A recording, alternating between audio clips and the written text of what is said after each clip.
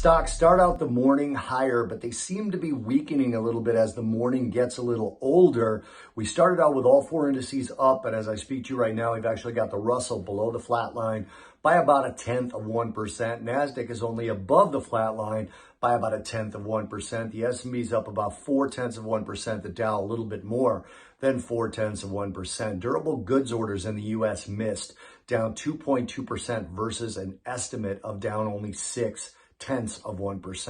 Weekly jobless claims hit their lowest level since September 6th of 1969. So look for some maybe adjustment of that or some seasonal adjustment or some special situation because that's really a low number. But then you go back to durable goods and the capital orders numbers missed expectation as well. That's an indicator of business spending, which might have been a little bit lower during this particular Fed period.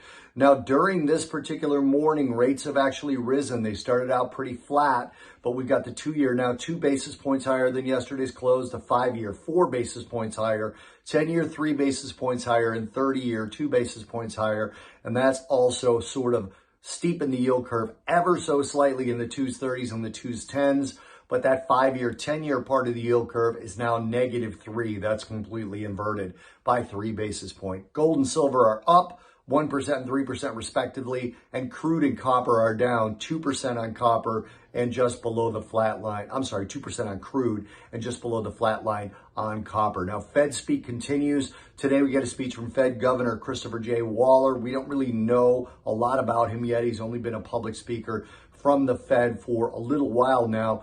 We do have Chicago Fed President Charles Evans speaking, though. He's a well-known dove.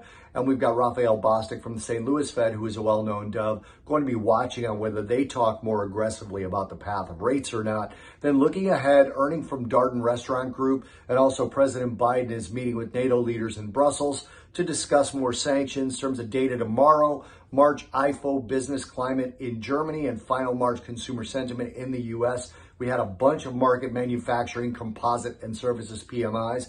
Most of them beat overnight from Europe. So these numbers tomorrow will be pretty interesting in terms of the economy in the EU.